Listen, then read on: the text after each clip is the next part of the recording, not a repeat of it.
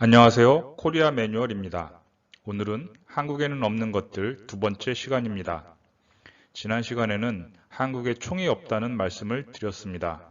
사실 한국은 분단 국가이기에 그 어느 나라보다도 많은 총이 있지만 민간인이 총을 소유할 수는 없다는 것을 알려드린 것입니다. 오늘은 지난 시간에 이어 외국과는 달리 한국에는 없는 것을 알아보겠습니다. 자, 출발합니다. 우리는 많은 영화를 통해서 범죄 집단의 이야기를 들어왔습니다. 영화 대부를 아시나요?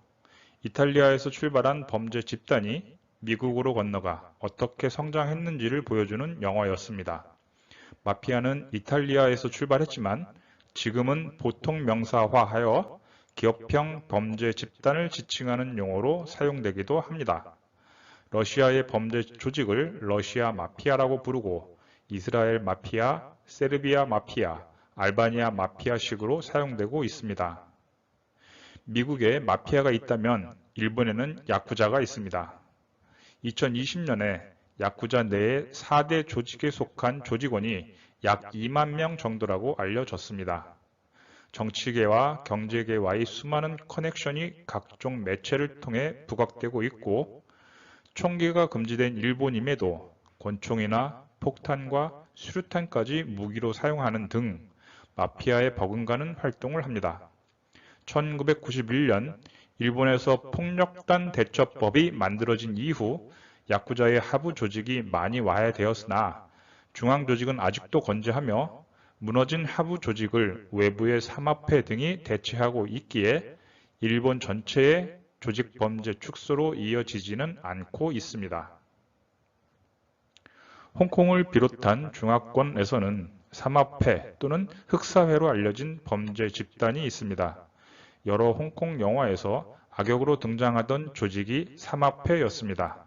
현재 홍콩에서는 강력한 단속 등으로 과거의 화려함은 퇴색되었고 대부분의 합법적 영역으로 이동하였습니다.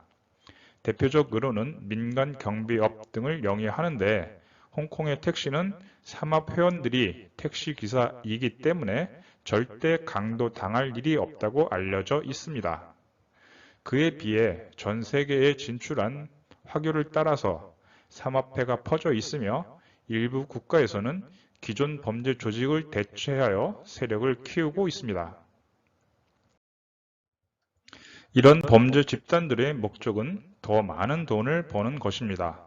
그러다 보니 각종 범죄 행위에 가담하게 됩니다. 마약, 인신매매, 살인, 도박, 사채, 폭력 등등은 이들의 주업종이 됩니다. 더 큰 이득을 얻기 위해서 정치권과 결탁하기도 하고 정치권뿐 아니라 검찰이나 경찰에 뇌물을 바치기도 하며 자신들의 편으로 포섭하기도 합니다.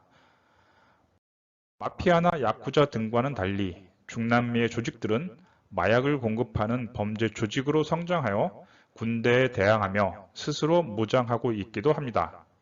이 모든 행위들이 결국은 돈을 더 많이 벌기 위한 수단과 방법이라 할 것입니다. 범죄 단체가 살아남기 위해서는 꾸준한 자금 확보가 이루어져야 합니다. 더 많은 돈을 벌기 위해서는 더 많은 조직원이 필요하고 그 조직원들을 관리하기 위해서는 역시 더 많은 자금이 필요한 것입니다. 무엇이 먼저이든 악의 순환이 되는 것입니다. 따라서 더 많은 자금을 확보하기 위해 각종 불법 행위가 자행될 수밖에 없습니다. 그러나 이렇게 불법 행위가 계속된다면 언젠가는 수사 당국의 단속을 피할 수 없게 됩니다. 따라서 보험 차원에서 검찰, 경찰, 심지어 국회의원 등 정치권에도 연결고리를 만들어 둘 수밖에 없습니다. 그런데 이것 또한 많은 비용이 들어가는 것입니다. 이러한 기회비용을 최소화하기 위해 합법적 영역으로 진출하기도 합니다. 건설회사나 연예기획사 등의 법인을 만들어 합법적인 사업을 진행하는데 이럴 경우 다른 일반 기업체와 경쟁할 수밖에 없습니다. 이제는 기업 경영의 전쟁에서 살아남아야 하는 것입니다.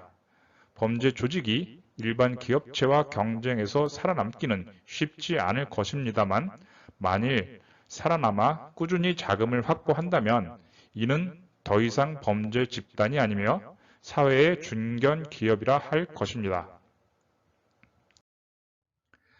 한국은 1950년 남한과 북한 간의 전쟁이 있었고 1953년 휴전협정이 체결되어 현재에 이르고 있습니다. 그렇기 때문에 1990년대 문민정부의 출범 전까지 군부의 세력이 강력했습니다. 이 시기에 군부는 범죄 집단을 이용하여 민주 세력을 탄압했습니다. 민주 인사들에 대한 테러가 빈번히 일어났고 이때 조직폭력배가 동원되기도 했습니다. 정권과의 유착이 심화되어 조직폭력배의 영향력이 커지기 시작하자 위기를 느낀 정권은 조직폭력배에 대한 소탕을 시작합니다. 이것이 1980년대부터 시작하여 10여 년을 주기로 2010년경까지 지속되었습니다.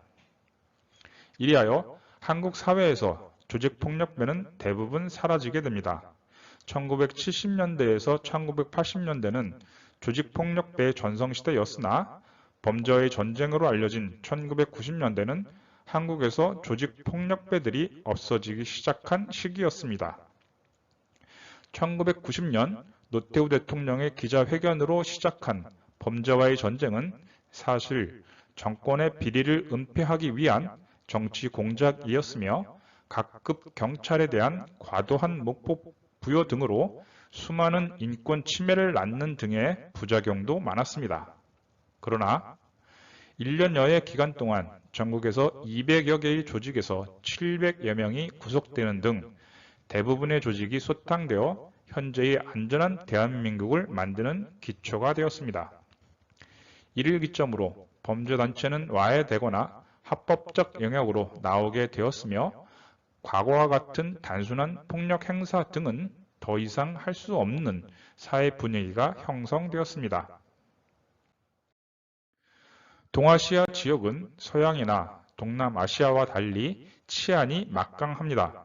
또한 범죄자가 생활하기에 어려운 환경입니다.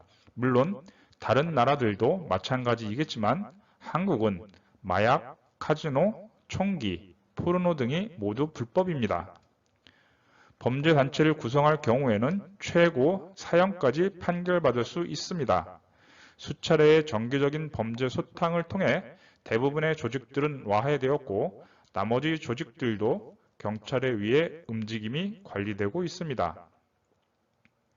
동, 서, 남의 3면은 바다로 둘러싸여 있고 북쪽은 북한과 접하고 있어 육로를 통해 해외로 나갈 수 없습니다.